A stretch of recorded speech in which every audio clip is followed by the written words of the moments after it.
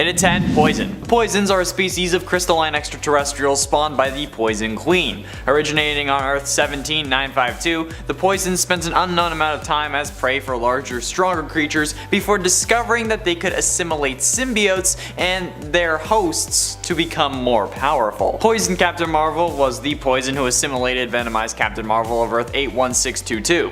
Poison Captain Marvel attacked D-Man and Rage on Manhattan Bridge alongside Poison Killer Thrill, Poison Hyperion, Poison Gamora, and Poison Thing in order to attract more powerful heroes. Kind of a burn. This attack led to the creation of Poison D-Man, Poison Rage, and Poison Thor. However, this poison most likely died along with the others when the Queen was killed by the time-displaced Jean Grey. And at 9, Imposter.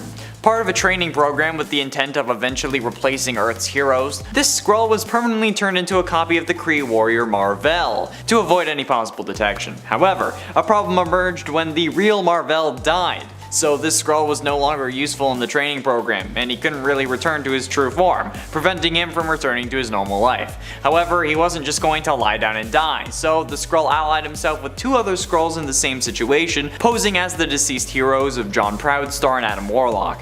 After some time, they had a run-in with Kitty Pryde, who they mistook for her Skrull imposter and then took prisoner. But realizing that she was the real deal and that Galactus was about to arrive, they let her go and joined forces with her and Wolverine in an attempt to save their people and the X-Men. The Skrull was ultimately gunned down by another Skrull when he attempted to stop a Skrull general from keeping people from getting on board a spaceship, I'm guessing to evacuate. And at 8, Rogue. When Rogue touched Ms. Marvel to absorb her powers, Carol grabbed onto her arm and didn't let go. So in addition to Carol's Kree DNA glitching up Rogue's powers, the prolonged contact caused each to end up absorbing the powers, memories, and personality of the others. They kinda swapped places. Rogue sought out Professor X's help, and afterwards she was sent to space as a consequence of an encounter with Brood. Rogue and Carol Danvers were briefly visited by Carol's counterpart from the Prime Marvel universe using the powers of the Reality Stone, since the gem links her to the other wielders of the gem in other realities and they can all kinda like communicate, with the wielder of this Earth being Anna Marie. They talked about the differences between their lines before the visiting Carol was pulled to Earth 70875. But yeah, Rogue having Carol Danvers' powers, that's actually pretty weird. Number 7. Captain Logan. Coming from the Noir series, Earth 90214, Jim Logan was a detective. Much like our 616 Logan, his past was also troubled. His partner was his half-brother named Dog Logan, who has the brains of a bedbug and the manners of a gutter rat. And that's in his words, not mine. His origins are a little bit messy when it comes to the Noir verse, because in X-Men Noir, Mark of Cain, Wolverine's origins are that of a bootlegger whose past is never really touched on. All we know is that he's a former lover of Jean Grey, and that he was the one who took out Scott Summers' left eye. But here in Wolverine Noir, he's a detective with a gritty Catholic past. Either way, the Noir versions of Wolverine is quite dark, and although his claws aren't built in this time around, he still has them as a weapon of choice.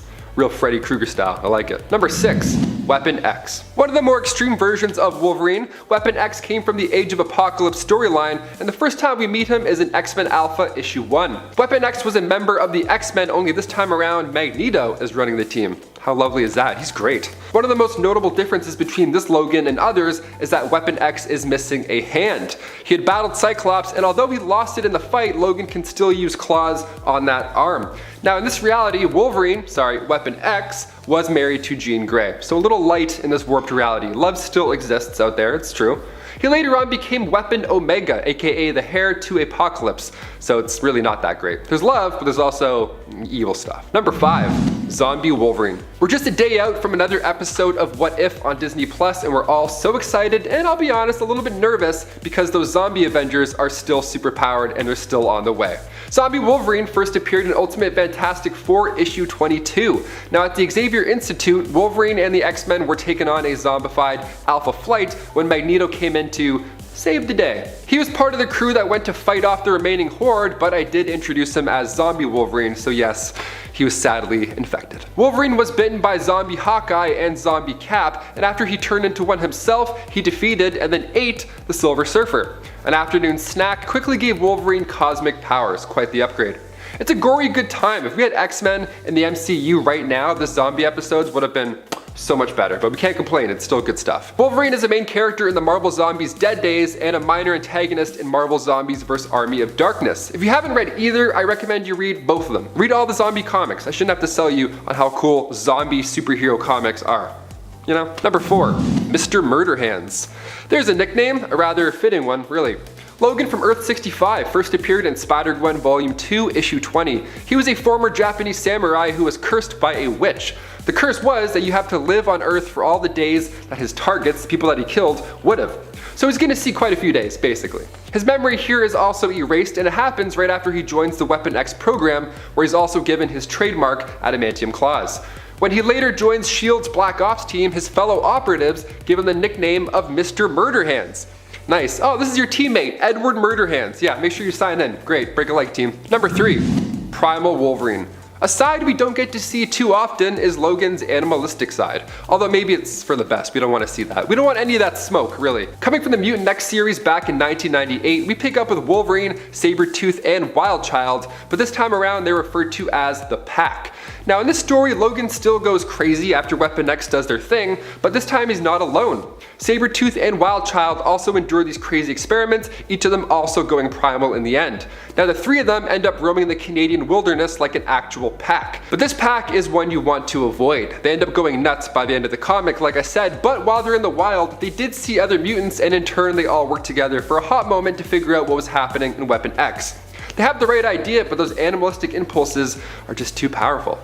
Messy. Number 2, Old Man Logan. Mark Millar's Old Man Logan begins in Volume 3 of Wolverine on issue 66, and this is a future where supervillains have sadly won for the most part. Hulk and She-Hulk had kids, the Hulklings, who would beat the crap out of you if you didn't pay rent. So yeah, it's an odd future to say the least. Everybody has their own territory, so Logan now has to pay up for living in his. Hawkeye, who was much older and this time around he was blind, needed Logan's assistance to get across the country and deliver a secret package. This was a way Logan could get some of that rent money, so let's do it.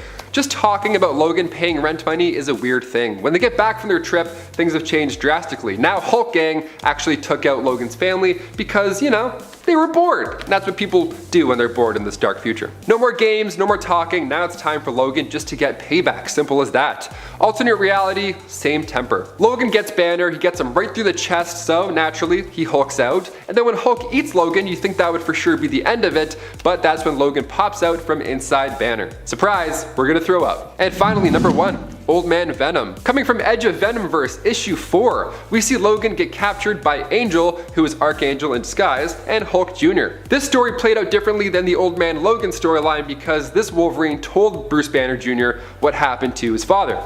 Archangel took Logan to the danger room of the X-Mansion, and that's where he and Bruce Jr. just ambushed him. Wasn't very happy this time around, although the first one wasn't really happy in any way, I guess, either. Bruce Jr. had this idea that maybe if he kills Logan, he can then use his DNA and create symbiote hybrid clones, but what ended up happening was Logan fought a Venomsaurus Rex, that same T-Rex from the original Old Man Logan storyline. The same one we see chasing Hawkeye and Logan. So he fought it, got eaten by it, and then considering the fact that Logan was eaten by the Hulk and ripped his way out, we already know that this is going to be much better. He comes out better than ever. The symbiote ends up bonding with Logan in the T-Rex tummy, giving us a pretty exciting extreme upgrade. He rips his way through the dinosaur and subsequently rips his way through his enemies. Kicking off the list at number 10, Darkclaw. Coming from the Amalgam universe, where DC and Marvel combine powers figuratively and literally, we get a Wolverine-Batman double whammy. First appearing in Legends of the Darkclaw issue 1 back in 1996, at just age 5, young Logan Wayne witnessed the death of his parents, so now we have that Batman origin right off the bat to lay the foundation. Good stuff, always promising. And then Logan Wayne was sent to live with his uncle in Canada. But after poachers ambushed his home, we have even more family members biting the bullet. So far, so sad. Okay, so Logan Wayne enlisted then in the Royal Canadian Air Force and soon after the Weapon X program. This is all starting to sound a bit familiar, I bet. That's when the Wolverine origin comes in. Logan Wayne got the adamantium treatment, but it was a failure. In a way, kind of. Because Logan wasn't this mindless brute like he was in the comics. See, now he kept his sanity. So now we're starting to get more of a positive vibe, which is good for a good start of this list. Afterwards, he was a free man, so he studied criminology, forensics, gymnastics, martial arts, anything he could get his hands on, including the 127 major styles of combat. That mixed with the claws, Logan Wayne is somebody I'd never want to cross paths with, either as Batman or just Wolverine. Either way, I'm like, no, you guys are both gonna kill me. And before we continue on with this list, if you want to go ahead and give this video a thumbs up, support our man Wolverine. He is Canadian, we are Canadian, only makes sense. Really hit those thumbs up. You guys are the best. Let's get back to the list. Number 9. Wild Thing. For this one, we go over to the MC2 universe where Elektra married Wolverine and soon after came a child, of course. That daughter was named Rena Logan, and if that name doesn't ring a bell, she's also called Wild Thing. Marvel's MC2 imprint quickly gained momentum after What If, issue 105, which introduced us to a universe full of other super kids. Wild Thing's powers are very similar to her father's, obviously. I mean, even just by looking at her, you could probably make a guess who she's an offspring of. All that aggression, you're like, okay, it's definitely Wolverine. She also possesses the power of regenerative healing and super strength, but what makes her stand out really is the psychic claws. Instead of adamantium claws, she has minor psionic abilities that allow her to manifest her own claws, but if she focuses hard enough, if she really thinks, she can have claws, real life claws like her father, and dish out physical damage too. Mental, physical, she's got you beat in both realms. Number 8, Hydra Wolverine. Hearing Cap say Hail Hydra in Endgame was a wild moment to witness in theaters. Steve using future knowledge to save the day instead of kicking everybody's ass in the elevator, whilst tipping his hat to comic book fans, it was a nice moment, beautifully written in. In Exiles issue 92, we get to see Logan turn sides briefly as well. In this reality, Wolverine is a Hydra agent and the Invisible Woman is Madam Hydra, and to make things even more strange, they're both lovers. Yeah, this odd couple here alongside Slaymaster left their reality after fighting the Exiles, and they tried to conquer the multiverse. Hydra Wolvie wasn't around too long, for he was actually brutally taken out by the Cat with his own claws in New Exiles issue 12. Coming in at number 7, we have the Captain America from the Age of X event. This Captain America seemed to be mostly the same as the mainstream Marvel Universe's version, but with one clear difference. This guy hated mutants. With the Avengers serving as a team dedicated to wiping out, or at the very least capturing, all members of the X-Men and mutant kind, this version of Steve Rogers only began seeing the error of his ways after killing Mystique and realizing she was protecting a group of innocent mutant children. Horrified at what he'd been a part of, this Captain America would kill his friend Iron Man to stop the mutant slaughter, and was overall just a really weird and twisted take on a hero that usually always fights for the underdog. Coming in at number 6, we have Werewolf Captain America, an incident that actually happened to the real Steve Rogers rather than an alternate dimension counterpart. While investigating the disappearance of astronaut John Jameson alongside a slate of attacks that appeared to have been committed by a werewolf, Captain America was attacked by a mind-controlled Wolverine and knocked unconscious. Cap then found himself injected with a wolf serum by the villain Nightshade and transformed into a much furrier variant of his usual self. Unfortunately for Nightshade, Cap's leadership qualities didn't decrease in wolf form, and he quickly organized a rebellion amongst the other werewolves, overthrowing their master and finally finding a serum that could change them all back into human form. Coming in at number 5, we have the infamous Iron Cap. In the alternate universe of the Bullet Points miniseries, in which various Marvel heroes have had their origin stories all switched around, Steve Rogers is unable to take the super soldier serum, but volunteers for an experimental exoskeleton to join the war effort. Encased in an iron suit that has to be connected to his heart, Steve Rogers becomes both a captain and Iron Man, using his newfound technology-based strength to push back against the forces of Hydra and help the Allied forces win this universe's version of World War II. Coming in at number 4, we have the Captain America from Earth 9997. In this dark alternate universe, the doctor that gave Steve Rogers the super soldier serum was actually a Hydra agent working for the Red Skull undercover, and Steve Rogers was actually chosen because of his blonde hair and blue eyes being an ideal manifestation of the Aryan race. While this Cap had a long career fighting against the forces that wound up creating him, the weirdest twist came after this Steve Rogers died in battle, falling to multiple bullets. This version of Captain America was revived by the being Mar-Vell and turned into a member of the Avenging Host, a league of angels that sought to help the people of Earth cross over to the other side following their deaths. I know Steve Rogers has always been a good man, but becoming a literal angel? Definitely a bit of weirdness going on there, Marvel. Coming in at number 3, we have Captain Colonies. Throughout the Marvel Marvel Multiverse, each universe has their own member of the Captain Britain Corps, a multiversal group that bands together to take on threats that one universe alone couldn't handle. While this character was mainly just used as a one-off joke appearance, the implication of Captain Colonies is that in this world, the American Revolution never happened, and thus Steve Rogers' transformation into Captain America instead kept him being allied with the British colonies. The flag on his costume may have changed,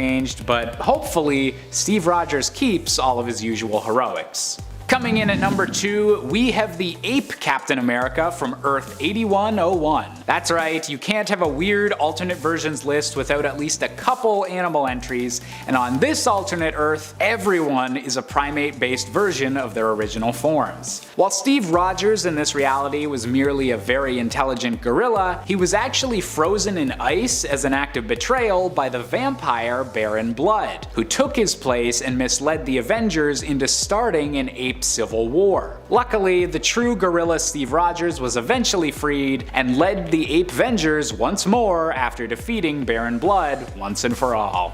And finally, coming in at our top spot, we have the ghostly Captain America of Earth 7116. During the war in Afghanistan, a young soldier named James Newman believes his troop is saved by the sudden appearance of Captain America. However, when he asks his squad mates about the incident, they all seem to believe that it was James that accomplished their rescue. In this universe, Captain America is lying comatose under the surveillance of the US government, but is somehow sending out his spirit to American war zones in need and possessing soldiers in order to keep them safe. This is definitely the weirdest power set that Steve Rogers has ever been depicted having, and it's honestly one of the odder interpretations of Captain America's status as a member of the US military. I mean, weird possessing soldier ghosts? You gotta draw the line somewhere, Marvel. Coming in at number 10, we have the undead Doctor Strange from the Marvel Zombies universe. While this version of Stephen Strange was able to avoid the initial outbreak of the zombie virus that destroyed their version of Earth, he was eventually tragically bitten and converted into a member of the undead army while defending a dimensional doorway that would have allowed the zombie swarm to invade and infest other realities. The newly zombified Doctor Strange now uses this doorway to peer through the alternate worlds of the Marvel Multiverse and find ideal worlds for the zombie invasion to begin anew, making this a very weird but also very dangerous interpretation of Doctor Strange. Coming in at number 9, we have the Soldier Supreme, a very odd combination of Doctor Strange and the Punisher. On an alternate Earth where vampires have killed most of the world's heroes and converted much of the normal population, one of the few vigilantes remaining is Frank Castle. Possessed by the spirit and knowledge of Dr. Stephen Strange as a last-ditch effort to save this reality, the Punisher and the Sorcerer Supreme combined into a single vampire-slaying enemy, turning the Punisher's violent tendencies into the last defense against an unstoppable vampire army. Coming in at number 8, we have the Ultimate Universe version of Doctor Strange, aka Stephen Strange Jr. In the Ultimate Marvel Universe, this version of Doctor Strange that we're introduced to is actually the son of a more traditional interpretation of the character. Following in his father's footsteps, Stephen Strange Jr. eventually becomes the Sorcerer Supreme following his dad's disappearance. But the odd part that gets him on this list is unfortunately his over-the-top and needlessly nasty death. During the Ultimatum event, a highly controversial storyline in which Magneto wiped out millions of lives and resulted in dozens of over-the-top and edgy deaths for many Marvel heroes, Doctor Strange had his head popped like a literal balloon by Dormammu possessing his cloak. Most people dislike this event because of how deliberately edgy it tried to be, and with an anticlimactic death like this, it's really not hard to see why. I mean, his cloak? Really? Coming in at number 7, we have the powerless Dr. Stephen Strange. In issue number 40 of the first volume of Marvel's original What If comics, we got to see an alternate reality where Baron Mordo wound up becoming the Sorcerer Supreme. And while most of the story would focus on Mordo's misadventures in the role, Doctor Strange's role in it is definitely unique to say the least. When Stephen Strange showed up on the Ancient One's doorstep wondering if there was any possibility the mystic arts could heal his hands, The Ancient One simply taught him some anxiety-decreasing meditation and then sent him on his way, making Strange believe that it was all some sort of yoga retreat. This version of Strange would go on to merely become a peaceful professor at a medical school, which, compared to the Sorcerer Supreme's usual lifestyle, is definitely a little bit, well, strange. At number 7, we have Ultimate Captain America, a character that probably wasn't intended to be read as weird when first created, but has since turned out to be a bit more of a unique interpretation of the character. Notably more destructive, assertive, and just a bit grumpier than most other interpretations of Steve Rogers, he could be seen as a different interpretation of American patriotism than more classical versions of the character take from. In another wild and tragic twist, this Cap's version of Red Skull is actually his literal son, the result of his last night with his World War II era girlfriend, Gail Richards. Completely unknown about by Steve and born after he was frozen in ice, the baby was taken by the military and grew up in foster care. Growing up with an inferiority complex, this child would eventually scar himself and become the criminal mastermind, the Red Skull. Talk about a messed up family, Steve. Coming in at number 6, it's Steve Rogers. No wait, it's Stephen Strange. No wait again, it's actually Steven Rogers, Soldier Supreme. In a pocket dimension known as Warp World, where every soul of the Marvel Universe has been merged with that of another, Doctor Strange and Captain America were DNA digivolved into the combined form of the Soldier Supreme. In this unique part of the multiverse, the superhuman experiments done by the Allies during World War II were achieved through magic instead of science, with the weak and scrawny Steven Rogers being taught the ways of dark magic and learning powerful sorcery. With a best friend known as Bucky Wong, a literal Winter Soldier after he becomes a ghost, this combo of characters is definitely a standout in a multiverse full of standouts. At number 5, we've got the alternate future showstopper of Danielle Cage, the Captain America of the future. The grown-up child of both Jessica Jones and Luke Cage on Earth 15061, Danielle has taken up the mantle of Captain America in a Manhattan where climate change makes flooding incredibly frequent and gangs roam the streets. With her own arch nemesis in the form of the Golden Skull, Danielle Cage is also one of the physically strongest Captain Americas throughout the multiverse, inheriting both the strength-based power sets of her parents and letting her yeet that red and blue shield as hard as it's ever been thrown before. Coming in at number 4, we've got a bit of a change of rank with Colonel America, aka Zombie Cap. In a world where an infected sentry brings a zombie plague from beyond the stars, and also where Steve Rogers has achieved the rank of Colonel and the presidency of the United States, America's hero is bidden along with many of the Avengers when they try to contain the sentry situation. The Colonel is even the one to eventually bite Spider-Man on the shoulder when the younger hero tries to help. This zombified version of Steve Rogers retains all of his powers and more, surviving with half of his brain exposed until he was finally defeated by his enemy the Red Skull during a final battle over who gets to devour the corpse of Galactus. Definitely some very, very weird stuff. At number 3, we've got another character with a Dragon Ball Z style fusion in the form of Clark Kent, the Super Soldier. And no, this didn't suddenly switch over to a DC Comics themed video. In the Amalgam universe, where the Marvel and DC multiverses have been compressed and combined into one unified world by the megaversal beings known as the Brothers, Super Soldier is the result of mixing the backstories of both Captain America and Superman. Clark Kent is a young man from Kansas who winds up receiving his powers of strength, heat vision, and flight not from being a Kryptonian, but by volunteering for the Super Soldier program to help America during the Second World War, a process which is spied on by a very mischievous Jimmy Olsen. He would go on to fight the leader of Hydra, a version of Lex Luthor, and Super Metallo, a combination of Metallo and Red Skull's usual brand of killer robots. Double the trouble, double the fun. Coming in at number 2, we've got a version of Captain America that doesn't even need America. That's right, it's Captain Avalon. Coming from a Marvel universe inspired by classic sword and sorcery fantasy, this version of Cap is merely called Stevan until his son, funnily enough named Stevan Jr., is kidnapped by the Dreadlord, an evil alternate version of Baron Zemo. While he doesn't appear to have any actual magical abilities or equivalents to the super soldier formula, Captain Avalon is a brave knight at the peak of human condition, and his red and blue shield still brings the core of this classic character to light, even if America doesn't really exist in this Game of Thrones style world.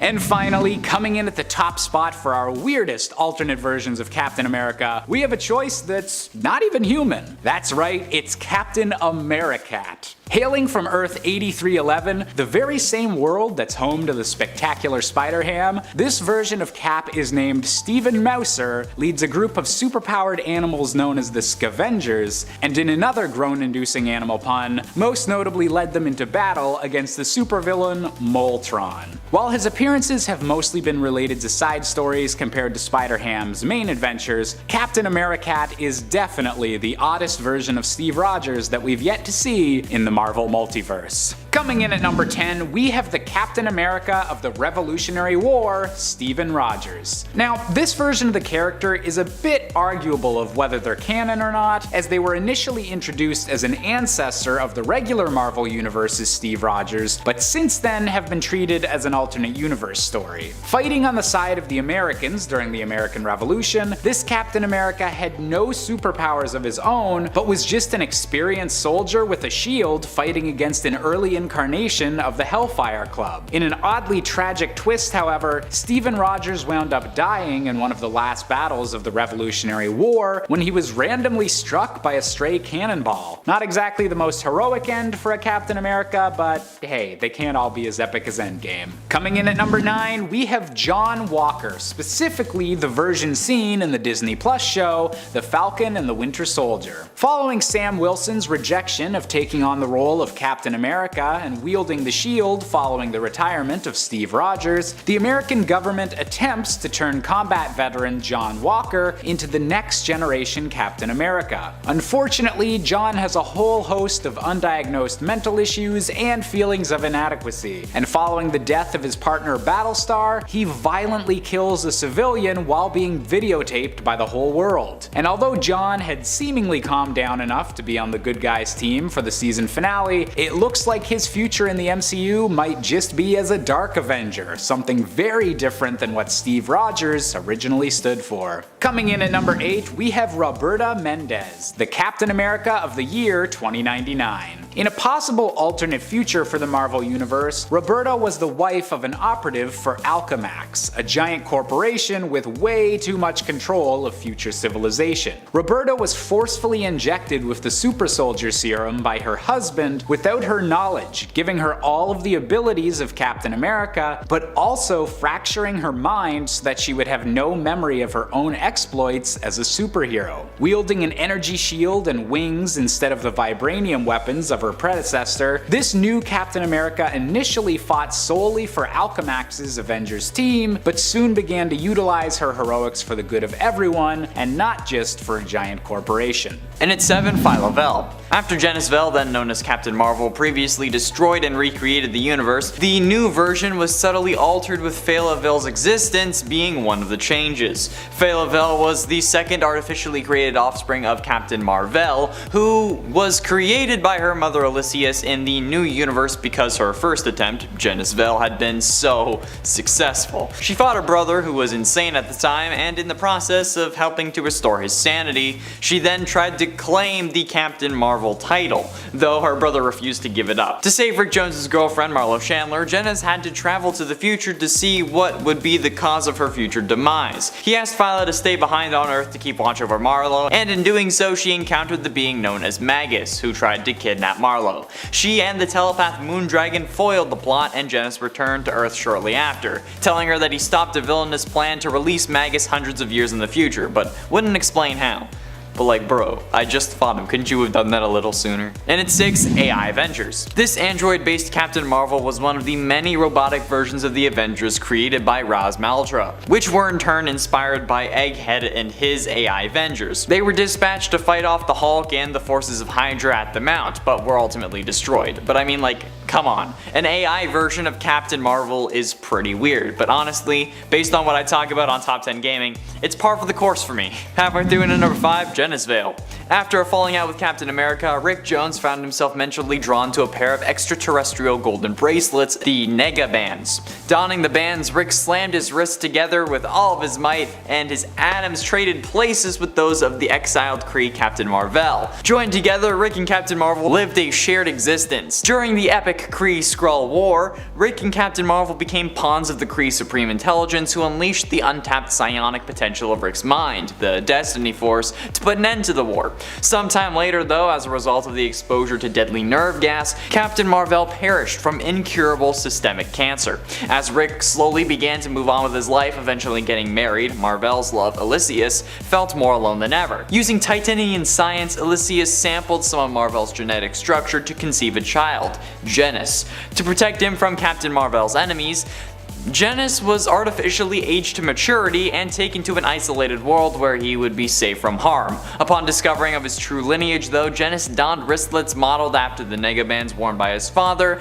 and was determined to carry on his father's heroic tradition, eventually calling himself Captain Marvel. And at 4, William Marvel. William Marvel, also known as Billy Marvel, was the combination of both versions of Captain Marvel from both DC and Marvel in the shared amalgam Earth. This version of the character shares the powers of both Captain Marvel and Shazam from the DC universe, since originally Shazam was named Captain Marvel. This version of the character was also a member of the Judgment League Avengers and first appeared in JLX #1 from 1996. On this Earth, Earth 9602, he's actually a young boy who, when shouts the word Kree, transforms into a super scientifically enhanced adult hero. His fellow members of the Judgment League Avengers are not aware of the secret though.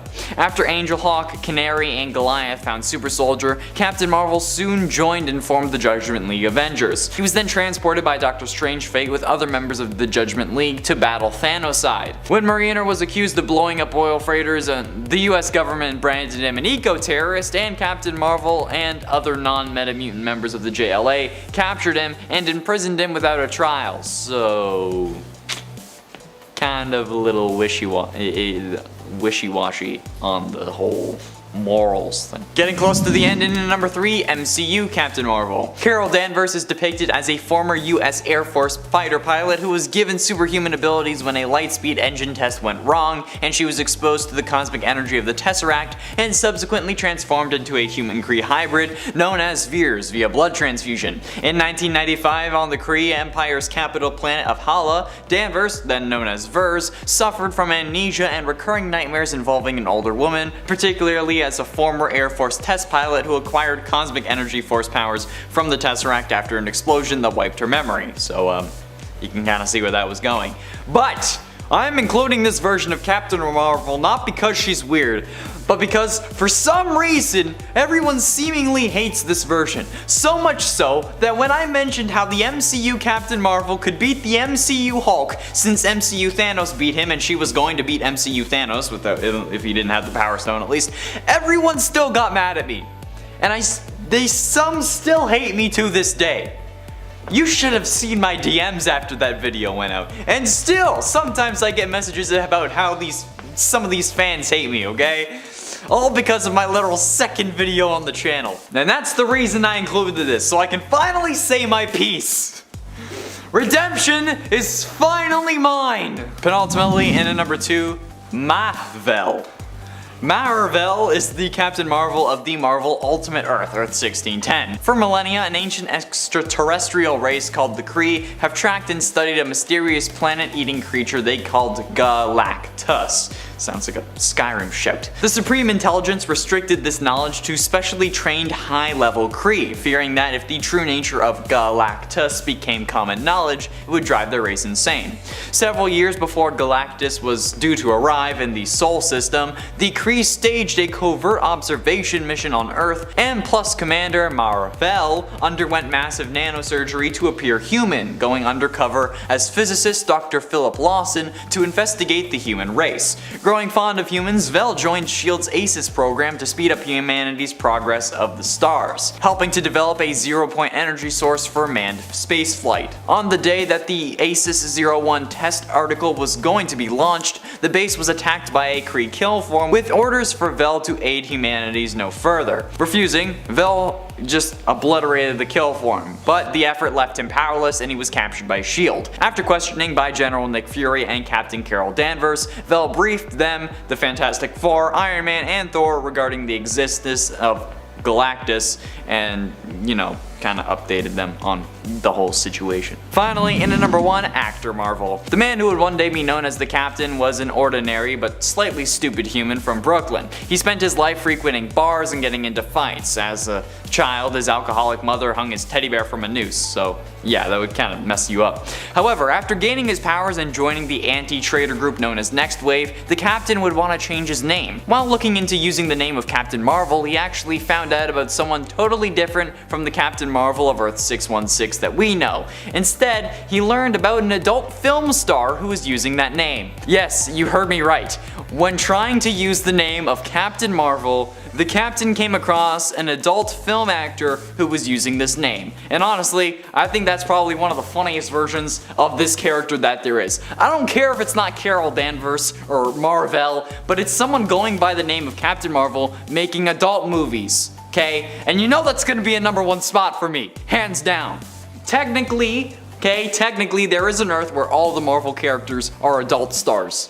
And the MCU is just one big adult film franchise, which I guess would make the Avengers movies giant. Kicking off the list at number 10, Anthony the Vampire. Making his first appearance in Ultimate Avengers issue 14, Anthony was the greatest vampire hunter who ever walked this earth. He trained Daredevil, Blade, and Edward Cullen. Okay, the last one I lied about, but still, you get it. When he meets up with Blade later on, he has a new look. He was eventually bitten by a vampire, so he became their leader as well. The coolest part about Anthony is that he uses a Mark 1 Iron Man suit to get around during the day, so the sun doesn't, evaporate him or whatever. He captured and turned Smart Hulk into a bloodsucker, but his armor was stolen and used by Stick to fight back. Another Tony, another suit. Imagine you're in trouble and this guy rolls up on you. What a surprise that would be. Issue 16 of Ultimate Avengers opens with a great Twilight parody, but this is also the last time we see this Iron Man take flight. And that's because Hulk punched his head off, and usually when he does that, you don't come back, vampire or not. Number 9, Iron Lantern. From the Amalgam comic universe, Iron Lantern is of course a millionaire who is in charge of Stark Aircraft. While he's working on a flight simulator, it straight up took off and flew him somewhere else. Best simulator ever, if I do say so myself. Then he crash landed on the ground, injuring Stark, and he realized he was brought to a crashed alien spaceship. That spaceship belonged to none other than Roman Sur, who died before getting a chance to talk to Hal Stark. Not being in the best condition, obviously, after the rocky landing, Hal started working with his newfound tech on a new suit, hopefully to save his life. The Green Lantern upgrade of his suit saved his life for sure, but it also gave him the power to create anything out of green energy. He used a battery that reminded him of a lantern to do so. And then he went on to fight the aliens that had shot down Roman Sur and continued fighting enemies such as Madame Sapphire and Mandranesto, who, yes, you already know exactly what I'm talking about. Before we continue on with this list, if you want to go ahead and give us a thumbs up, that would be great. It really helps us out here quite a bit. You're the best. Thank you so much for watching. Let's get right back into this list of weird Iron Mans. Number 8, Lord Iron. Coming from Marvel 1602, Lord Iron was amongst the other heroes who rose to fame, but a little bit back in time. See, Captain America was literally shot back in time, so the Age of Heroes has to begin there. And in turn, we get some fun versions of our Avengers. Anthony Stark was taken and held captive in the Holy Land during the English and Spanish War, a little different than the cave that he ended up with in our time. He was forced to make weapons still for them for weeks, mirroring Tony's origin in a fun, older way. David Banner was torturing him this time around though, so Anthony makes his own suit powered by lightning bottles. Okay. Now it doesn't matter which timeline Tony ends up in, he's destined to be Iron Man one way or another. Coming in at number 6, we have Strange Supreme from the first season of the Disney Plus show, What If? In an alternate timeline where instead of losing his hands in a car accident, Stephen Strange instead has to endure the loss of the love of his life, Dr. Christine Palmer. Desperate to bring her back, Strange trains in the mystic arts, but finds himself drawn to much darker powers as he realizes that Christine's death is a fixed point in this timeline, and it would take an incredible amount of magical power to undo it. Turning to the dark side and becoming Strange Supreme, Strange absorbs centuries worth of magical beings before finally absorbing even his own better self. Tragically, even when he does have enough power to save Christine, she is disgusted at the monster he's become to save her, leaving him alone as the entire universe collapses around him. Coming in at number 5, we have the elderly Doctor Strange from Earth 982. An alternate universe that mainly focused on potential children of Marvel heroes and the next generation of crime fighters, Earth 982, or MC2 as it's more commonly known, is also home to one of the most unique versions of Doctor Strange, because instead of his traditional salt and pepper look, this Stephen Strange has gone full Gandalf the White. Having long since retired from the position of Sorcerer Supreme, an elderly Strange is called back into action as a master of the mystic arts when the new wielder of the role, Doc Magus, begins to tamper with darker powers. And while Strange would need help from the younger generation of heroes, this grizzled but still magical sorcerer is definitely one of the coolest looking versions of the character. Coming in at number 4, we have Doctor Strange of the year 1602 from the Marvel series of the same name. In this offshoot of the multiverse where many of Marvel's classic heroes were now born during the era of the 17th century, Dr. Stephen Strange was an advisor to the first Queen Elizabeth, and the right-hand man to the monarchy when it came to all matters relating to magic.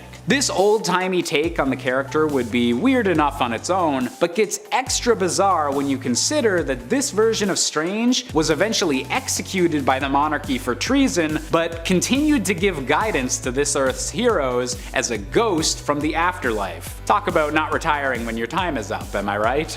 Coming in at number 3, we're back in the world of animal puns with Croctor Strange. That's right, Loki isn't the only magical hero with an alligator alter ego. Hailing from the same reality as the meme-worthy Spectacular Spider-Man, Croctor Strange is an anthropomorphic crocodile who learned his magic from a being known as the Rancid One and often clashes with the pig-themed Dormammu. And if that's not punny enough for you, this version of Strange is also a member of the Unhumanati instead of the Illuminati, which also features a mouse-themed version of Iron Man. Ooh, and I thought they said Disney taking over wouldn't have any weird side effects.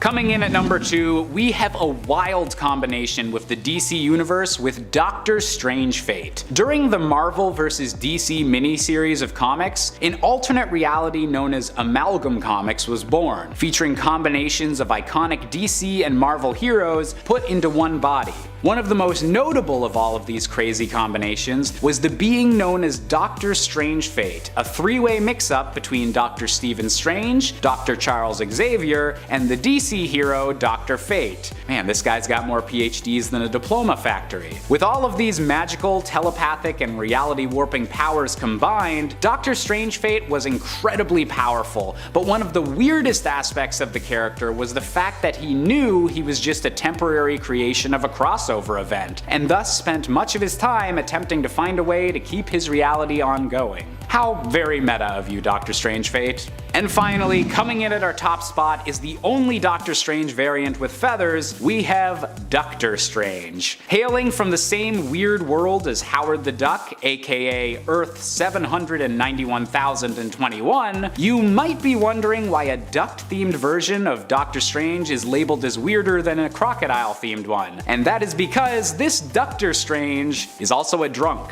Studying under the ancient wino, this Strange's version of communicating with spirits is literally drinking spirits, although he does still possess enough magical energy to be able to transport himself and various other duck-themed heroes to different dimensions, including the mainstream Marvel universe. Just maybe lay off the booze a little bit, I'm not sure how well birds can handle their liquor. Starting off our list with an honorable mention at number 10, we have Captain Carter. Normally I'd put my girl Peggy higher up on any list, but since she's less weird and more awesome, we've gotta put her here. Captain Carter actually originally debuted in the Marvel Puzzle Quest video game during a celebration for Captain America's 75th anniversary, but was given a fully fleshed out backstory and has been a fan favorite ever since. In a universe where Steve Rogers is assassinated before he can be given the super soldier serum, Peggy Carter is instead the one who becomes an incredibly strong and iconic hero for the Allied forces. The comics would continue her adventures, with her universe's New York City coming under attack with nuclear weapons by the Red Skull, and eventually lead to her joining the superhero team the Exiles after their multiverse-spanning adventures brought them into contact. Next up on our list is the center point for one of the most controversial Marvel storylines of all time,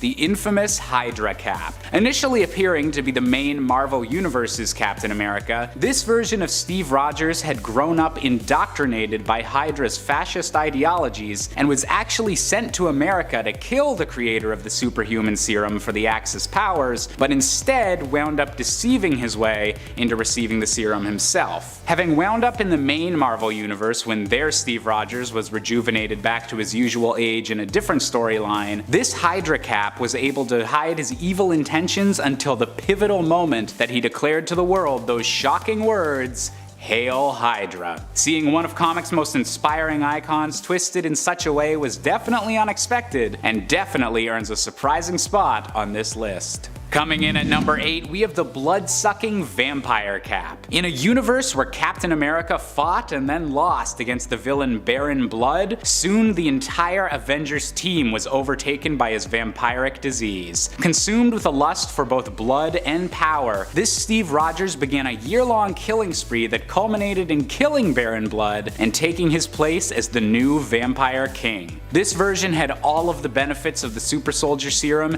in addition to new vampire abilities such as healing so advanced, he was able to survive getting decapitated when facing off against several other Marvel heroes. I guess going for the head isn't as effective as we all thought. Number 7. Iron Man Noir. Coming from the Noir series, Iron Man of Earth 90214 had to go all the way to Atlantis to fix his heart problem. What am I talking about? Let's find out. Tony in this reality was an industrialist adventurer. It feels like National Treasure almost. We meet Tony and the crew and they're looking for something called the Jade Mask. This mask that was said to cure any kind of ailment, so he figured, hey, it's worth a shot to fix the old ticker. It didn't work, so some traitors then revealed themselves once the mask was found, so Tony and Rhodey escaped and returned to New York. He goes on yet another treasure hunt with Rhodey, this time to Atlantis, because he heard a rumor that this power source could also do wonders to his heart, maybe, perhaps. Tony gets the trident and again, he gets betrayed. Zemo and his forces were strong enough to kidnap Pepper, and Tony and Rhodes need a new plan. They travel to Zemo's castle, and it's then that it's revealed that Zemo is actually Tony's father, brainwashed by Strucker. And he was also equipped with Iron Man suits because action and adventure. As far as Noir storylines go, Iron Man isn't my favorite, but the whole Nathan Drake vibe that Tony has is still quite fun. And also, Atlantis. It's kind of weird. Dive in. Number 6. Earth X. Also known as Earth 9997, this version of Iron Man hit the pages back in Earth X issue 0. This time around, the human race is at risk due to the release of Terrigen mists. So Tony decides, you know what, I'm just going to isolate myself, not being sure how the mist would react, which is a fair point. So in turn, he would wear his armor all the time, then eventually he made an Iron Manor in New York. Super cautious, you know, with today's stuff going on, you can't really blame him. He went even further when he decided it was best to create his own team, the Iron Avengers. Guy was super paranoid. So eventually Galactus did come along, so Tony used his Iron Manor and distracted the Celestials beforehand. Now during this, Tony lost his life. Some wreckage impaled him, and for the first time in a while, Tony was able to breathe open air. How, you ask? Well, he died, and his soul immediately went to the realm of the dead, and that's when Captain Marvel's soul recruited him for an army set to take on Death. Which is, first of all, nuts, because even after you die in Marvel Comics, you can't just chill out in heaven. You have to go fight another war immediately. Come on. But Death did eventually die, and that's when Tony got another huge upgrade in Paradise. Using the High Evolutionary's devices, Tony was changed into this angelic being, of course, still with wings. And he looked like Iron Man, so that's fun. You can customize your own angel outfit once you get up there. That's good to know. Number 5. Tony Doom. Since What If is currently dropping weekly episodes on Disney Plus, we have to mention one of the more wild issues. What if Tony Stark had become Dr. Doom? It would probably be pretty bad. Yeah, yes, it is. So here in the storyline that both of them go to the same college instead of Reed Richards being Victor's roommate. So now it's Tony. Two geniuses in one dorm. Sounds like they would make dreams come true, but in reality it was a living nightmare waiting to happen. Doom tricked Tony into switching bodies Freaky Friday style. And on top of that, Tony's memories were also wiped. So Tony, in Doom's body, gets in heat for the experiment, and in turn, he gets sent back to Liberia. Meanwhile, Doom is in line to take over Stark Industries. He still is Tony Stark, so down the road, Doom Industries was now a competitor to Stark Industries. He's brilliant in any way. The pair end up creating their own armors, of course. Tony builds a red and gold Doom armor, while Doom makes a green and gray Iron Man armor. I'll give you a second to absorb that. There we go. It's a fun little swap with good action, but it's a little bit too confusing of a Freaky Friday type plot. But it's worth a shot. Go give it a try. Number 4. Dead Man Walking. We look now over to Fantastic Four: The End, released in 2007. Most of Tony's story here was the same, but during the Mutant Wars, Tony lost his life. Now, he didn't get redirected to a paradise where he would then become an Iron Man themed angel. Instead, he uploaded his subconsciousness into an AI. So now he lives through his armors, just swapping back and forth, walking around, which sounds like a solution, I guess, but living forever? Come on, Tony, I don't think that's a way to go, really. Number 3. Steel Corpse. Tony and his suit have always been so close. It's had its back many times, sometimes even acting for itself and making a judgment call. Like in Iron Man 3, it literally woke Tony up from a nightmare aggressively. We love that future tech. But in the Age of X storyline, the suit literally has his back as Tony and the suit begin to merge. Ugh, I'm itchy just reading this. This started right after a virus began taking its toll on Tony. He was rapidly declining health-wise, so we chose a more fitting name, Steel Corpse, to be kind of funny, but also he looks like a corpse, so he's like, nah, I'm just gonna admit it. He, alongside other, much healthier Avengers, were tasked to take down mutants, but when the gang got there, they of course opted to save them instead. Superhero twist of logic, we love it. Only Tony's advanced suit wasn't exactly on board with his new plan, and it started to act out by itself. It still wanted to save the day, although this was not the right way to do it. Captain America had no choice but to end the life of Steel Corpse in order to save the mutants. Number 2. Iron Goblin. Making his first appearance in the Spider Island series, Iron Goblin wasn't made through any reality warping or anything like that. Instead, this happens during the Resistance assault on Spider-Queen, which is sounding crazier than what I just said. Tony Stark ends up getting captured and infected with the spider virus. He's going nuts at this point, so the rest of the heroes try and snap him out of it by using Goblin Formula, which is a solution, I guess. I don't know, read a book, read a comic book, Avengers. Something bad's gonna happen. So we went from being a spider monster to Iron Goblin. Pretty crazy 24 hours for Tony. Tony was still Tony after this point though, despite the evil green look on his face. Like he even said Norman stole his armor before, so he was just evening it out. Haha, he's funny. He's still Tony, nice. But as time went by, every minute that passed, that formula started to in fact change Tony. Like for example, he was flying around on the glider, although he can fly with his suit. It's not looking good. He knew he was going insane, so he sacrificed himself when the Queen's army attacked. Still a hero nonetheless, although he's mean and green and throwing pumpkin bombs. And finally, number 1, Iron Hammer. Coming from Warp World, Iron Hammer, aka Stark Odinson, first came to life in issue 3 of Infinity Wars. So when Gamora had the Infinity Stones, she trapped everybody's soul in the Soul Gem, and then folded the universe in half, which resulted in all of our heroes merging together. Pretty fun. So rightfully referred to as Warp World, we soon get to meet Soldier Supreme, Ghost Panther, Weapon Hex, and Iron Hammer. Stark Odinson in this pocket universe is the son, of course, of Howard Odin, chieftain of Asgard. He has the Iron Hammer armor, and of course he has a massive literal hammer of the gods to get the message across. Being a combination of both, he can face powerful villains like Stain Odinson, who is a blend of Loki and Obadiah Stane, and even Madam Hell, one of the coolest looking versions definitely, and also one of the more powerful. A great note to end on. Number 10, Lord Logan. With What If crushing it on Disney Plus currently, we have to take a look at this insane version of Logan from What If Volume 2, Issue 24. What if Wolverine was Lord of the Vampires? I'm still Team Edward, I don't care. The main difference is, of course, that Wolverine has a lust for blood this time around. Other than that, his characteristics don't change too much. His healing factor prevents him from turning, so he takes it upon himself to sink his own teeth into Dracula. Guy's a badass, going for Big D himself. One of the craziest parts here is when Wolverine quickly turns into a werewolf. He tells Dracula he's a quick learner, and now we have a new Dracula, Lord Logan. With Dracula's blood in him now, he loses any sense of humanity, and he's even more aggressive after than Dracula was. He turns over the New Mutants, he turns over the Hellfire Club, the Freedom Force, the Morlocks, everybody is getting bit. Doctor Strange was able to cast a spell to keep the undead out of his sanctum, but Vampire Juggernaut figured out a way and subsequently broke his body in one punch before becoming a snack himself. It's a pretty epic time. It's like a bat versus a wolf for a bit. It's great, go check it out. Number 9, Rancor. Making her first appearance in Guardians of the Galaxy issue 8 back in the early 90s, Rancor was born in the alternate reality of Earth 691 in the 30th century future of the Guardians. She was a 5th generation descendant of Wolverine, and she wasn't very heroic to say the least. She rules over a colony, and apparently every descendant of the Wolverine family line followed the same dark path. On her 16th birthday, Rancor clawed her father's beating heart out of his chest, and then of course she became the next ruler, and her first plan of attack was to enslave the entire human population. Happy birthday! Do you want a car? No, I want all the humans in the world. Thank you, give me. After the Guardians defeated her and destroyed her planet, she stole one of Wolverine's claws from the Shi'ar Museum and headed out for Earth. Now she alongside her lieutenants were captured and recruited by Dr. Doom, so Rancor helped Doom locate the Inhumans on the moon. She turned against Doom and was eventually rescued by the Guardians, but Doom had this pretty sweet weapon with him the whole time. But before we explain that weapon, if you want to go ahead and give us a thumbs up, those likes really do wonders for our channel. You're amazing, thank you so much for your support. Now let's get right back to the list. Number 8, Roboclaw. James Gunn has brought the Guardians to life in such a unique and fun way, but back in those early issues, we meet a pretty terrifying version of Logan.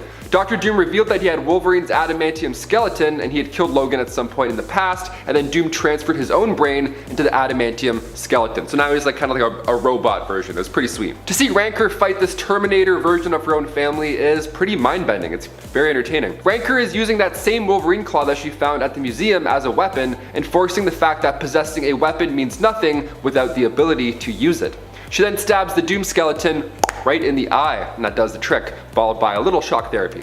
Coming to you live from Warp World, one of the most out there versions of Peter Parker hit the page in Infinity Wars issue 3. Moon Knight and Spider-Man are gearing up. They're making a game plan to take down Gamora. And Spider-Man says, look, just punch whoever I punch in a second. Deal? Easy peasy. That turns out to be a lot harder than imagined when the both of them merge together. Alongside Arachnite, we got to meet some other amalgams of characters. We got Ghost Panther, Soldier Supreme, Iron Hammer, and more, so much more. Peter's mind was also separated into 4 different personalities, each desiring dominance. So we have Science Pete, the Knight Pete, Friendly Neighborhood Arachnid Pete, and for when it comes to signing checks and shaking hands, we have CEO Pete. Number 6, Astro Spider. Jumping on over to Earth 3145, making his first appearance in Spider-Force issue 2, John Jameson III was an astronaut for NASA, and during one mission, a spider got trapped in his suit, which it's absolute nightmare scenario right there. But when the space shuttle was hit by cosmic waves, John then obtained these amazing new abilities. He didn't come home and stop bank robbers one quip and whip at a time. See, this Earth was now destroyed by a thermonuclear war, so Jameson was assigned to oversee the construction of a spacecraft on the Nautilus platform. He, along with 35 others, are the last of humanity. After this cosmic mishap, John can now read minds. He can create webs of solid telekinetic energy, but he met his fate a few issues later when he was feasted on by Verna. Sometimes being a spider totem sucks. Number 5, the Savage Spider-Man. Spider-Man, but a savage, so savage. This Peter Parker entered comics in Vault of Spiders issue 1. When a plane went down over Antarctica, Peter was the only survivor out of his family. He didn't have powers yet, he didn't swing his way to freedom, but he survived by using the last parachute. During his rough emergency landing, the wind moved him around quite a bit, and unfortunately he landed in one of the worst places on the planet, a spider's nest in Savage Land. I was just done with the spider stuff, now we're back to being itchy again. They all just bit him over and over and over again, and powers of course soon followed. The Savage Spider-Man was the new protector of Savage Land. Later on, he was recruited into the Spider Army by Ghost Spider to fight off the Inheritors back on our Earth 616. Honestly, this is a great version. I love when Wilson Fisk sees the boy growing up again. See, he was the reason the plane went down in the first place those many years ago. So when he returns to see if this Savage Spider-Man is real, he gets a little payback. Number 4, Hostess Cake Spider-Man. I think it's time we talk about one of the weirdest but yummiest versions of Spider-Man. Not only is Peter dishing out quips and flips, but he's also feeding the world too. What a hero. This version was born in an ad for Hostess Twinkies, so naturally its own Marvel Universe has to exist. And also, it's fun to make it exist and to think about it. When it came down to taking on villains, Spider-Man wouldn't web them up, instead he would just huck treats at them, because that always works. Twinkies, Hostess cakes, anything, you name it. Funny enough, in Spider-Verse issue 1, the cakes are referred to as golden sponge cakes so that they don't get sued. It's also the same issue where we see the end of Golden Sponge Cake Spidey. It's sad, but if he stuck around for too long, realistically, everybody would just get fat or riddled with cavities. Spider sense tells me this cake isn't for eating. It's for throwing! Number 3, Superior Spider. Starting in 2013, this version is the outcome of the Dying Wish storyline when Dr. Octavius planted his mind inside Peter Parker's. Nice little swap.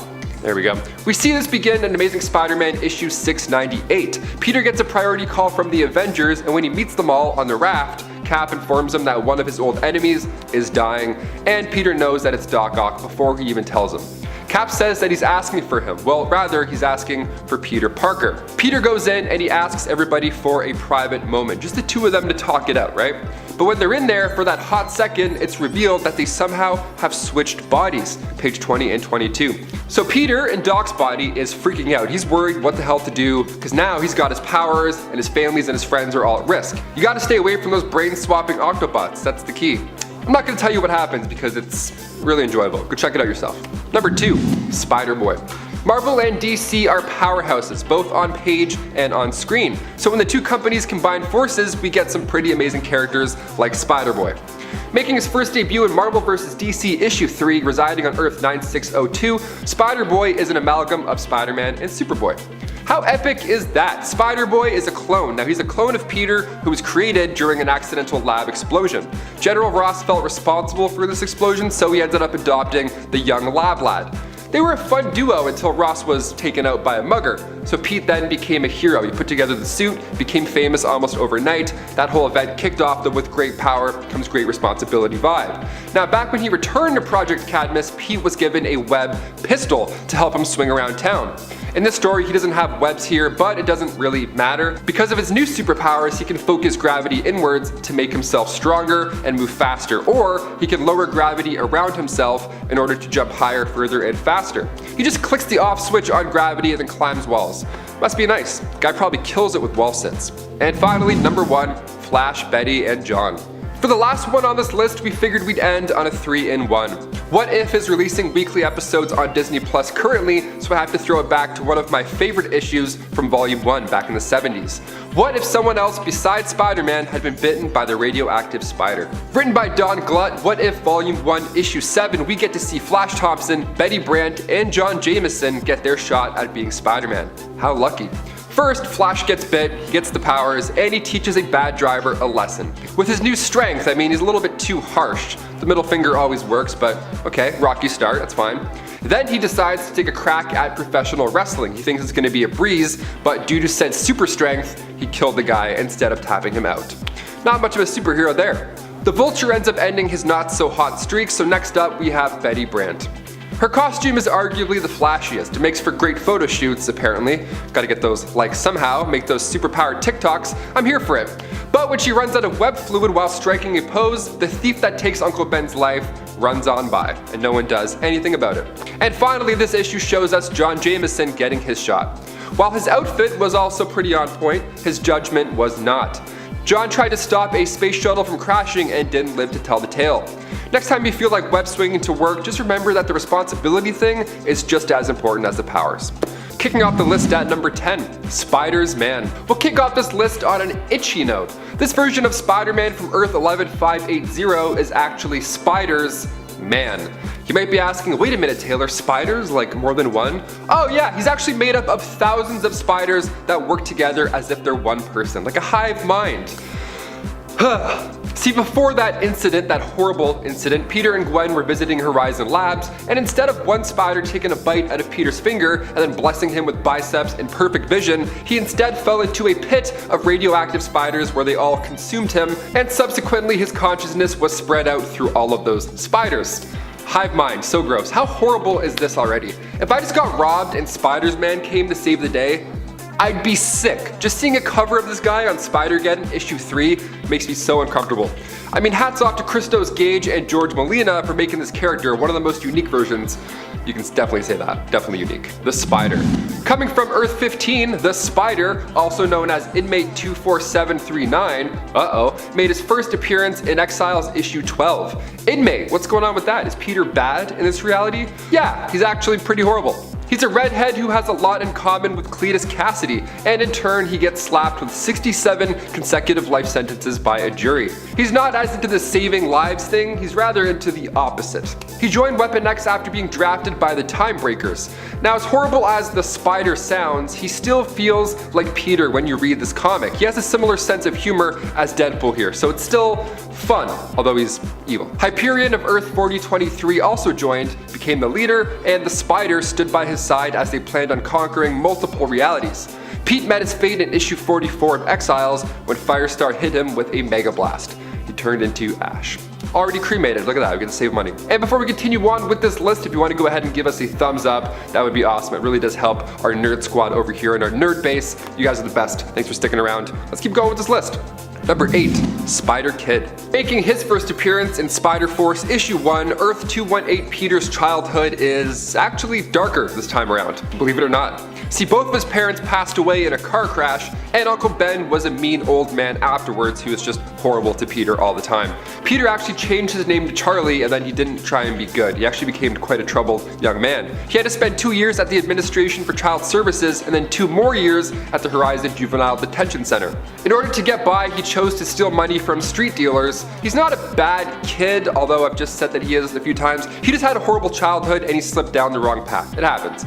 But that all changed when Charlie was recruited into the Superior Spider Army by Ashley Barton. She calls him Grandpa because he reminds her of an older Pete from her reality.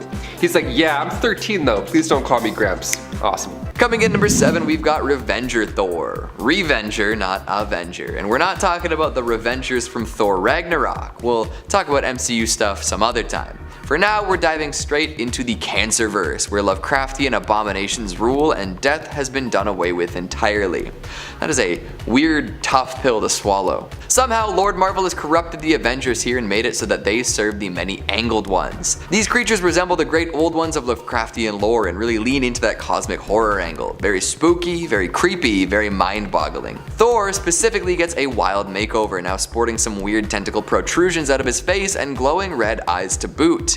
Definitely not a hero that would bring relief to the face of a scared public. Coming at number 6, we've got Beta Ray Bill. This one is pretty much accidental in how it happened. A super soldier from a race known as Corbinites, Beta Ray Bill was already pretty powerful before being granted the power of Thor. When the Corbinites galaxy was destroyed, Bill was the one designated to protect their planet, and he did so quite well.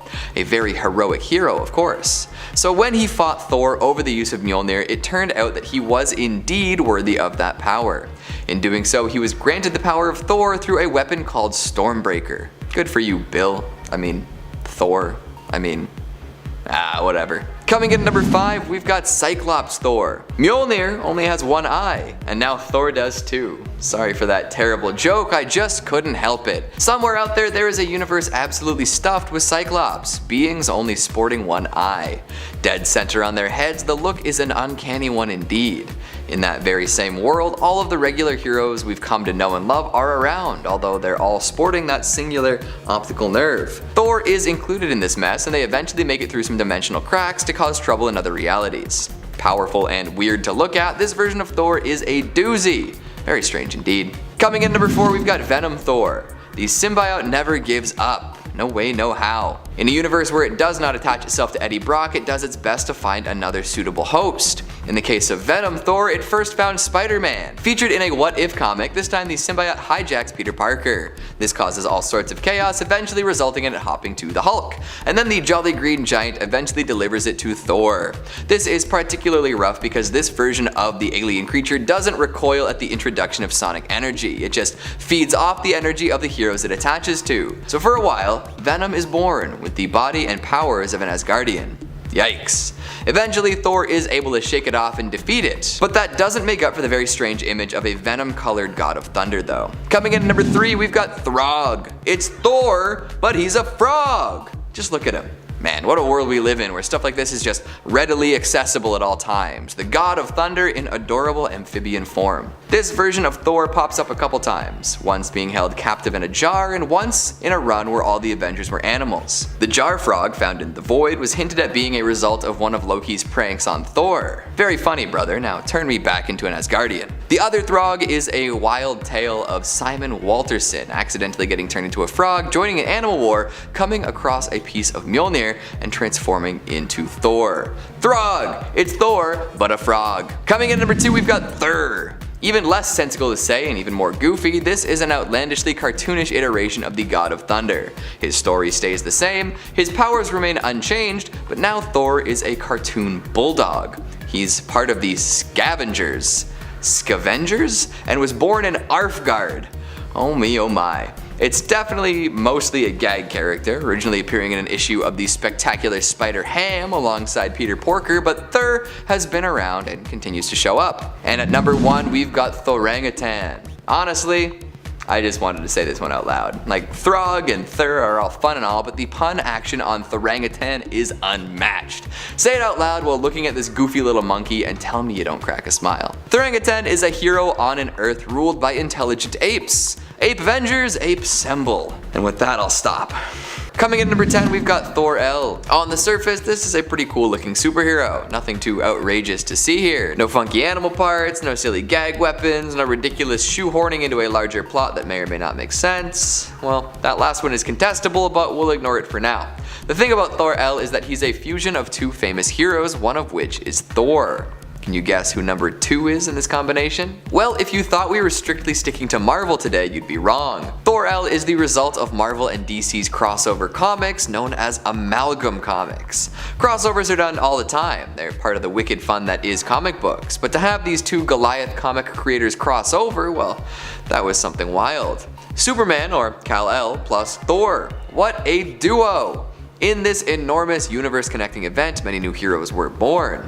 Thor-El wasn't the only crossover character created, but this is definitely new ground for both these supers involved. He's very blue this time around, thanks to the Superman here being Blue Energy Superman, and has a big-ass T on his chest thanks to Thor.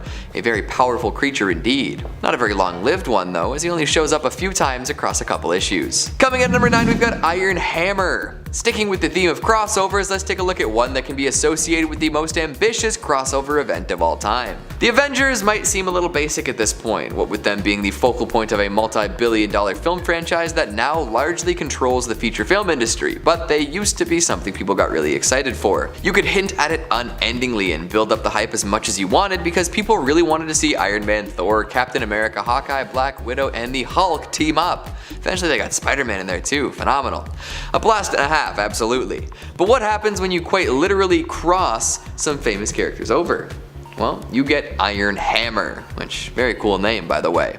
He comes from the world of Infinity Warps, where Gamora messes up the universe, causing all sorts of heroes and villains to mishmash together. This results in a whole new squad of crazy characters, including Stark Odinson, the lovely sum of Iron Man and Thor. If you thought these 2 were strong on their own, just check this out.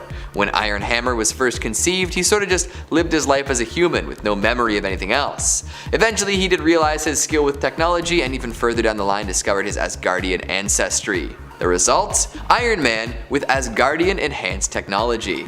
Magic and machine, together at last. Coming in at number 8, we've got Zombie Thor. Ah, Marvel zombies, what a wild ride for all involved. One would assume that a literal god might be able to resist the zombie virus and fight back, but here we are. I guess it's more of a super zombie virus after all. After a valiant fight to keep hope alive, Thor could fight no longer. The Deadite Legion were too much for him in both numbers and power, and so Thor succumbed to the virus. From there he rose up, looking for a nice snack to eat, and began his life as a zombie. Frankly, Zombie Thor doesn't look all that different from regular Thor, save for a much spookier face and a nice set of chompers that we tend to focus on a little more than usual. Oh, and Mjolnir is no longer his weapon. As a zombie, he stops being worthy, which leaves him kinda feeling naked. Instead of remaining as a hammerless zombie, Thor decides to find a new one. And so he does, in the form of a bunch of scraps cobbled together from the rubble. Improvised weapons and zombies, a tale as old as time. Number 7, Earth X. James Howlett from Earth 9997, and here he's actually not a mutant, he's pure human.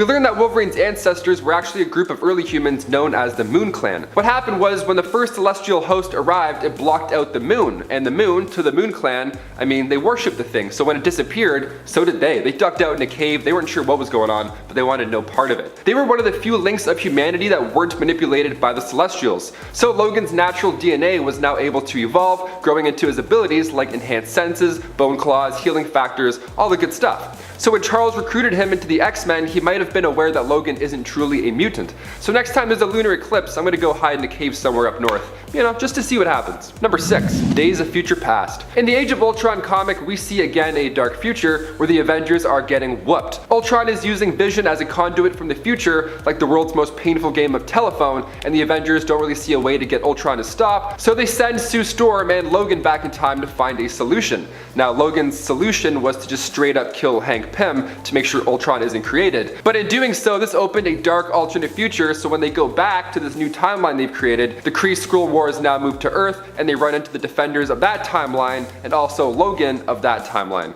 That's a lot of Logans in one story, but is there ever enough? Really? No, never. Number 5, The Hooded Man. Making his first appearance in Fantastic Four issue 558, the Hooded Man is James Howlett from the year 2509. Now at this point, he had given up the whole Wolverine alias, and now he was calling himself the Hooded Man. Reminds me of Hawkeye when he turned into Ronin in like Endgame. We love hooded people, especially Robin Hood, he's OG. Now in this future, he alongside the Fantastic Four have formed the New Defenders. The New Defenders use the body of a deceased Galactus to travel back in time. They transported their dead world to Earth 616, now their new world. Well, it's literally called that, New World, NU World. It's an exact replica of Earth. Ted Castle and others created this knowing that our current Earth would be uninhabitable in just a mere 30 years. So the New Defenders settled here with present day Fantastic Four, but eventually Logan, aka the Hooded Man, went back to his own reality to rebuild the population with Gaia. It's gonna be really busy. That's gonna be a busy time. Number 4, Helverine. First appearing in Wolverine Volume 4, Helverine was a fierce demon from the underworld, as if his name didn't maybe tip you off already. He first approached a man named Roger who hated Wolverine so much because he actually blamed the death of his wife on Wolverine. The demon then told Roger that if he joined the Red Right Hand, he would help him get revenge. So, sounds great, Mr. Demon, thank you so much. And then he disappeared. So he joined the organization, and he alongside other Right Hand members sacrificed a man and a woman in order to get the demon to come back again. The demon returned, took out those two people, and then in turn told Roger it was revenge time. All the while, Wolverine was tricked inside of a van where the founder, leader of the Red Right Hand, performed a ritual to have Helverine take over Wolverine's body. Helverine was then forced to attack all of his close friends, and as dark as this one is, I gotta say, it's one of my favorite versions of Wolverine. Maybe it's the Flaming Claws, maybe it's Maybelline, I don't know. I love him. Number 3, The End. In Wolverine The End, we see an aged Wolverine as he embarks to take down the last of the Weapon X program, all the while he's dealing with himself becoming less immortal. This 6-parter is a great gloomy time. It opens with Wolverine in the snowy landscapes of Canada, struggling to even hunt a deer. Now it hurts him to retract his claws, you know, super arthritis ain't a joke, and now he has long white hair, and I gotta admit, watching him struggle is depressing but really entertaining. Because in this run he meets his long lost brother who has apparently been watching him for a long time, and his brother tries to make it seem like he's going to help him discover the secrets of his past, but really he's just using him to nuke Vegas. So in the end, literally the end of the end, Wolverine is holding his long lost brother's body. It's quite sad, but definitely worth a read. Bring tissues, you'll need them. Number 2, James Hudson Jr. Jimmy Hudson, okay, first appeared back in the 2010s Ultimate X issue 1, but later on in Ultimate Comics Wolverine issue 4, he was the new Wolverine. Okay, who is this guy? So Jimmy Hudson is the son of Wolverine. So back when Logan was fighting in Iraq, he fought alongside a man named James Hudson, and they were pretty close because Logan trusted James enough to take care of his newborn son.